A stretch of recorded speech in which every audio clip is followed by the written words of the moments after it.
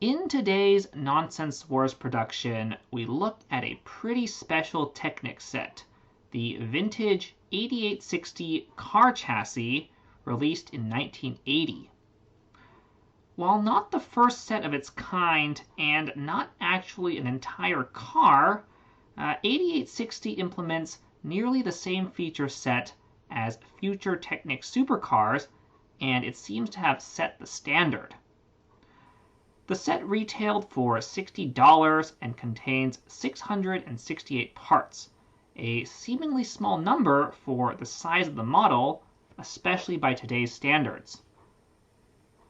We bought this set from eBay for about $100. Since we didn't get a box, let's start by looking at parts. Due to the set's age, it mostly contains basic bricks, almost all of which we still see today. Even some of the special pieces, like the 24-tooth gear, still have contemporary variants. These early wheels have foamy tires and smooth hubs. While the tire connects to the hub exclusively with friction, they actually work pretty well.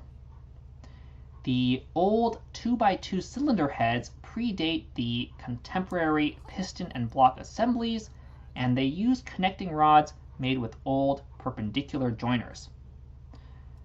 This flexible tubing has a larger outer diameter and thinner walls than pneumatic tubing and doesn't seem to mate with any standard fittings. The smooth two-length axles of the era aren't strictly better or worse than the contemporary notched equivalent. They grip tighter, but by definition, that also makes them harder to remove. The first-gen differential actually has more in common with the third gen than the second gen. The outer gear meshes with bevel gears rather than spur gears.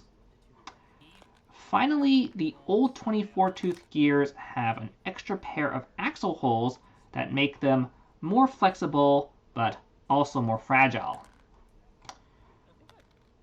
One thing 8860 doesn't have is black pins. The set does join beams together with gray pins, but the floppiness of these connections means that plates carry most of the load, at least until you stress the joints. Our set did not come with physical instructions, so we looked at the scans on Puron. These old manuals can have a lot of quirks, and we see one on the first page. The steps start building two chairs, a blue and a yellow, and it alternates between the two. On top of that, they've tagged just a couple steps with a tiny 2X, indicating that both seats use the same assembly. These seats also don't get installed until the very end. Old instructions could also show assemblies with ambiguous spacing between various elements on an axle. You would have to adjust gears or bushings post hoc, and the tighter clutch of these old parts could make that a pain. Half spacings exacerbate the issue, but in this step with the half bevel, we do get a one-to-one clarification, except on the next page. The parts callouts in contemporary system instructions actually originated in Technic instructions. You can see them even here. To be fair, these steps really need callouts. They often insert tens of parts, whereas modern steps usually place just a couple. The sheer number of parts on each page can actually make the directions hard to follow, and we missed parts more than once. Some steps even have multiple parts callouts. We saw ones with 2, 3, and even 5 on a single page. The actual images sometimes have quality issues as well. We suspect that LEGO had to draw these instructions by hand. In step 21, we see a top-down view of the previous page, and some of the parts in the auxiliary view don't quite have the right proportions. Despite the weirdness of the instructions, the set doesn't actually use many unusual building techniques, mostly just traditional stud and pin connections. LEGO would build Technic sets in much the same way right up to the dawn of the studless era. Still, we found some construction oddities. Step 10 shows a universal joint acting as a simple axle joiner, except the entire axle assembly doesn't seem to do anything. Page 14 specifies an orientation for a bushing. One side of the bushing seems flatter than the other. Sure enough, if you reverse the bushing and set it at a certain angle, it will collide with a reinforcing beam, albeit just barely. We had definitely never seen this before. The four-cylinder engine feels both similar and dissimilar to modern Technic engines. It has a familiar arrangement of parts, but it uses older and less specialized ones.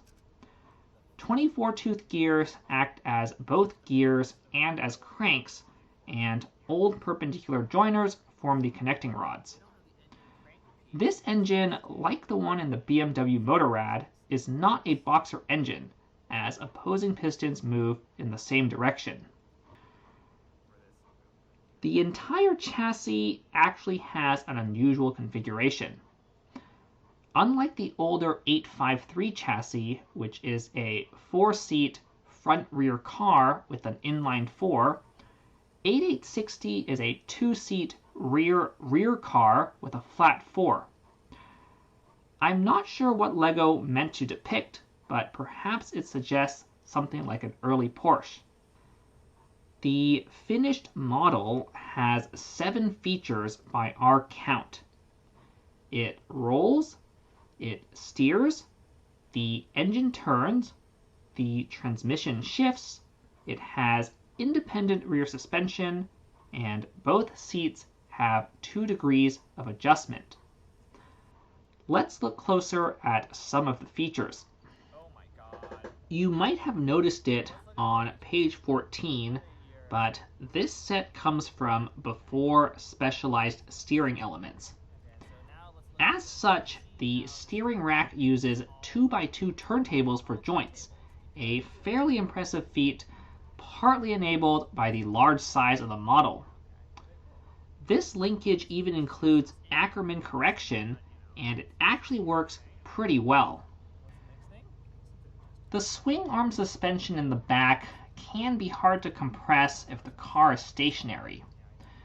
The geometry of this setup means that the wheels slide in and out as the suspension compresses, and the friction generated can add some resistance. Look how much the index cards move as the body moves, and yes, actual cars use this kind of suspension. We already covered the engine, so let's look at the transmission. 8860 features a 3-speed with no neutral and no reverse, and the lack of specialized parts makes it quite primitive. You need to move an entire axle to engage different gears, but the meshings often overlap such that it doesn't shift smoothly. First gear is 1 to 3, second gear is 1 to 1, and third gear is a whopping 3 to 1. The model actually blocks first gear by default because the drivetrain can't generate or transmit enough torque to spin the motor that fast. If they had more gears back then, I think they would have implemented a more sensible 1 to 1, 5 to 3, and 3 to 1 ratio. Finally, let's look at those seats.